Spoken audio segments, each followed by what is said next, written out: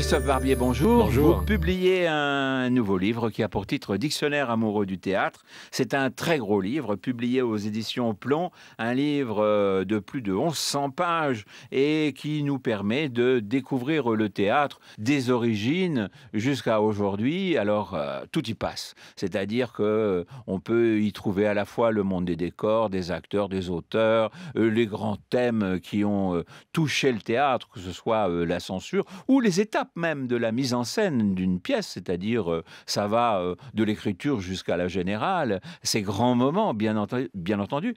Et pour vous, on a l'impression que le théâtre fait partie véritablement de votre vie. Alors, la question que je peux me poser, c'est que vous êtes très connu en France pour être un acteur de la vie journalistique. Vous êtes directeur d'un hebdomadaire formidable qui est l'Express. Vous êtes aussi un journaliste hors pair qui est un journaliste, mais là, journaliste politique.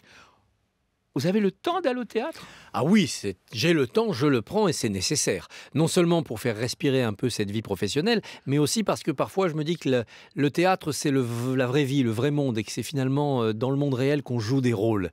Et tous les rôles que vous avez décrits, directeur de journal, journaliste politique, mais les politiques eux-mêmes ne sont peut-être finalement que des comédiens. Il y a une vérité, en tout cas une sincérité au théâtre qui me repose. J'apprends beaucoup, je médite beaucoup aussi quand je vais au théâtre. Et puis le théâtre, c'est une part importante de notre histoire. On parle politique, mais il n'y aurait pas eu de Révolution française sans le mariage de Figaro. Il n'y aurait pas eu de réflexion sur la Révolution française 200 ans après ou 100 ans après, quand il y a eu Victorien Sardou et Thermidor. On a une histoire collective nationale marquée par des épisodes de théâtre. Victor Hugo, c'est le théâtre et c'est la politique. Molière, c'est évidemment à l'ombre du roi, un auteur qui fait bouger la société française de l'époque. Donc nous sommes intimement liés à cette histoire théâtrale. Alors, dans l'histoire de Christophe Barbier, à quel moment le journaliste et l'amoureux du théâtre découvre-t-il le théâtre ? Alors, je le découvre d'abord adolescent, quand on travaille quelques scénettes en classe, et quand cela finit par donner un spectacle qui était Cyrano de Bergerac, qui m'a été je l'ai vécu comme une aventure fondatrice. J'ai été le 24 juin 84 véritablement foudroyé en ayant ce privilège infini. Une révélation, 24 juin 84, vous vous souvenez comme ça ? Ah, je m'en souviens, mais je le revis en vous le racontant. Je revois les images, la première fois sur scène, avec ce texte formidable, Cyrano.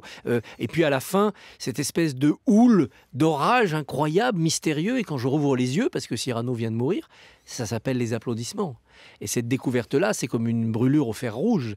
Et depuis, je n'ai jamais cessé d'être amoureux du théâtre, mais de tous les théâtres. Je l'ai aimé comme lecteur, comme spectateur, comme critique, puisque j'ai eu la chance d'être critique de théâtre et d'aller 250 fois par an voir des pièces. Et puis ensuite d'être auteur, de passer du côté des comédiens, de les voir vivre, de les voir s'emparer d'un texte. Et je crois que j'ai encore des pans entiers de ce petit monde à découvrir. En parenthèse, pourquoi n'avez-vous pas choisi la comédie ou le drame ou les planches plutôt que le journalisme ? Pour 2 ou 3 raisons. D'abord parce que je pense qu'au fond de moi-même, je ne m'en sentais pas capable. C'est des métiers terriblement difficiles. Ensuite, parce que je voulais garder la pureté de la passion qu'on a dans le théâtre amateur. Je joue une 50aine de fois par an avec mes camarades du théâtre de l'Archicube. Et ce n'est pas pour gagner notre vie. Ce n'est que pour la passion et que pour le plaisir. Et ça, c'est un privilège. Et puis, je dois dire aussi que la fin de politique, l'envie de voir l'histoire se faire au fur et à mesure de l'actualité politique, je ne voulais pas le sacrifier. En étant parfois devant le spectacle politique, j'ai l'impression de continuer à être au théâtre. Oui, alors cela dit, vous mettez en scène des pièces et vous continuez, et vous en écrivez. Oui, j'ai toujours eu envie de participer, mais à ma place, c'est-à-dire occasionnelle, à la vie des comédiens professionnels, pour voir comment c'était de leur côté du miroir. Je ne regrette absolument pas mon choix, ne pas les avoir rejoints dans cette vie-là, mais quel bonheur que de fréquenter ces étranges animaux, comme disait Molière. Alors je le disais il y a un instant, 1100 pages, un peu plus de 1100 pages, un vrai bonheur en tout cas pour tous ceux qui aiment le théâtre, et on est nombreux en France, je crois, toujours à aimer le théâtre. Il n'y a qu'à voir le succès d'Avignon et puis même la totalité des théâtres aujourd'hui, qu'ils soient en province ou à Paris, on trouve souvent difficilement une place.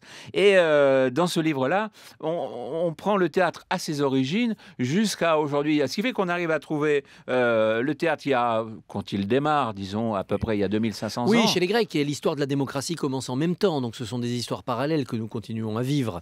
Et puis après, chaque nation y apporte sa culture. Avec Goldoni ou Pirandello, l'Italie a une histoire du théâtre en lien avec la Commedia dell'arte qui est profondément nationale. La France, bien sûr. Quant à Shakespeare, que serait l'Angleterre si elle n'avait pas eu Shakespeare? Que serait-on d'ailleurs, nous, qui regardons l'histoire, qui regardons la politique, si on n'avait pas Shakespeare comme compagnon? Ça a donné à l'époque une révolution en Angleterre, la fermeture de tous les théâtres. D'abord, ils ont eu du mal à s'en remettre, mais ils sont revenus.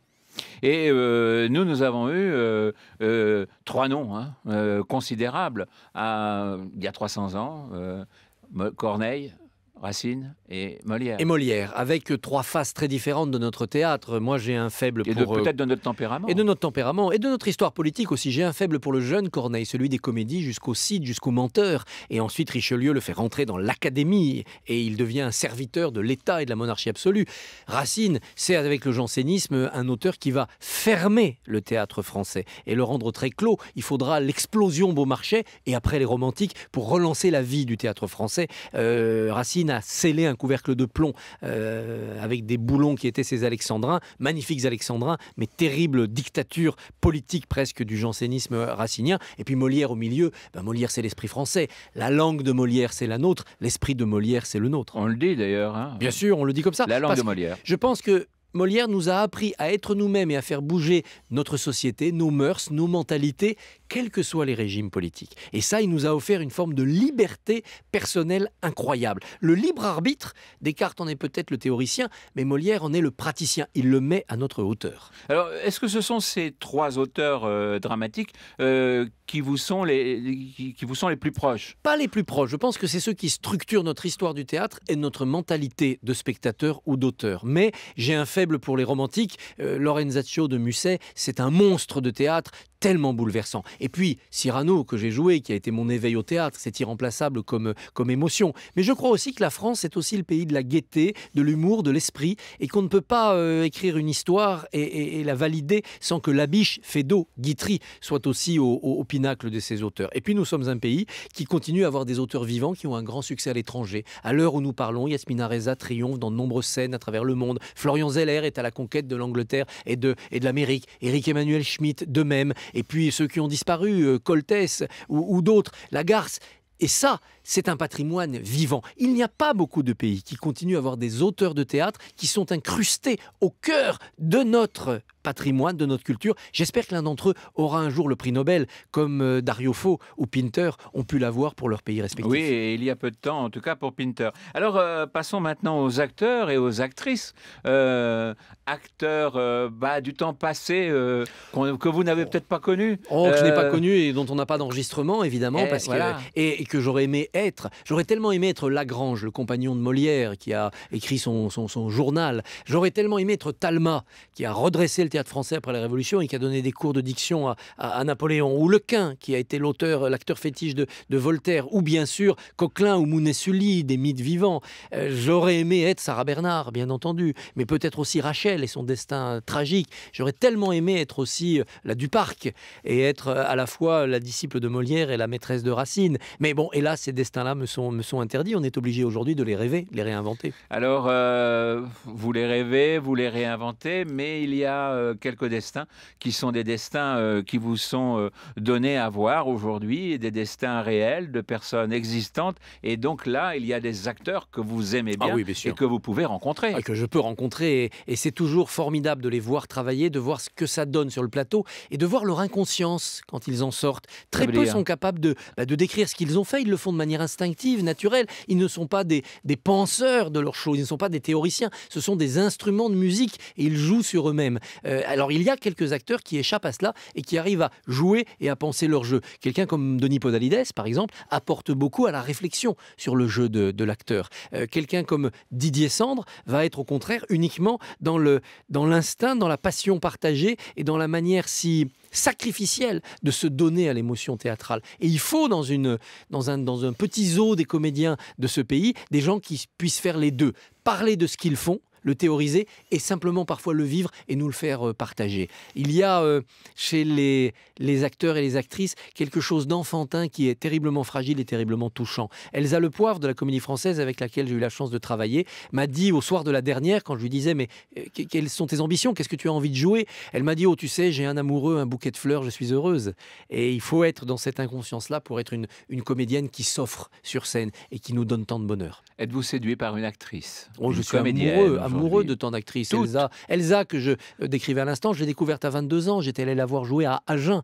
Elle jouait à ce moment-là à Marivaux. Et quand elle est entrée en scène, elle m'a crucifié le cœur. Et depuis, je la suis. Et c'est à chaque fois un bonheur formidable. Et je suis heureux d'être né à une époque où je peux voir jouer une actrice comme Elsa Le Poivre ou quelqu'un comme Suliane Brahim ou d'autres. Ludmilla Michael, Fanny Ardant sont des actrices qui, elles aussi, quand je les ai vues dans Partage du Midi pour Ludmilla Michael ou dans La Musica deuxième de Duras pour Fanny Ardant, j'ai eu du mal à me lever de mon fauteuil à la fin parce que j'ai cru que l'émotion qui m'avait envahi allait m'emporter définitivement. Le théâtre est un endroit où je pourrais mourir. Sur scène, c'est le rêve de tout comédien, un peu comme Molière est presque mort sur scène, ou bien dans mon fauteuil, parce qu'à un moment, le degré de bonheur est tel que vous ne songez qu'à disparaître. Christophe Barbier, il y a une chose dont on n'a pas parlé, c'est que le théâtre est un monde qui est plein de superstitions. Alors, oui, je ne sais pas si on se relève d'un fauteuil et s'il y a des fantômes. Il y a des mythes et des superstitions. On ne dit pas Macbeth, on dit la pièce écossaise, sinon ça porte malheur. On ne porte pas de verre, bien sûr. On ne dit pas corde, parce que les techniciens viennent du monde des marins. Donc on dit fil, drisse, bout, mais pas corde, jamais. Et puis il y a tous ces mots qui font partie de notre vocabulaire commun. Faire un four, c'est tout simplement parce que quand il n'y avait pas beaucoup de spectateurs, on éteignait les bougies pour faire des économies. Et il faisait noir comme dans un four. Pourquoi on dit merde aux comédiens? Parce qu'on leur souhaite de la merde, c'est-à-dire beaucoup de crottins de cheval devant le théâtre. Ça veut dire qu'il y a beaucoup de calèches qui sont venus, qu'il y a beaucoup de spectateurs. Et d'autres nations disent autre chose. Break a leg, par exemple, casse-toi une jambe pour les anglo-saxons. Donc, tout ce vocabulaire, toute cette culture du théâtre, elle est en nous, elle est dans notre langage commun. À une époque comme la nôtre, où le cinéma, la télévision ont pu conquérir beaucoup plus de spectateurs, c'est bien de savoir que dans nos gènes culturels, il y a cet apport du théâtre. Vous ne pourriez pas imaginer une vie sans théâtre? Ah non, je ne pourrais pas imaginer une vie sans théâtre. J'adore aller au théâtre. J'aime même voir des mauvaises pièces parce que j'apprends. J'apprends ce qu'il ne faut pas faire et je sais ce que c'est quand on est sur scène et que ça ne marche pas. Je sais quelle est cette douleur intime du comédien qui monte quand même au feu. Merci beaucoup Christophe Barbier, merci infiniment. Voilà, je rappelle le titre de votre livre, Dictionnaire amoureux du théâtre, publié aux éditions Plomb. Alors c'est un livre, faut être honnête, qu'on picore. Oh, bien sûr, il faut aller à ses coups de cœur, il faut se promener comme dans tous les dictionnaires. Il n'est pas à lire d'une traite, non, bien sûr. il est formidable. Il est de A à Z, mais il se lit dans le désordre. Merci beaucoup. Merci à vous.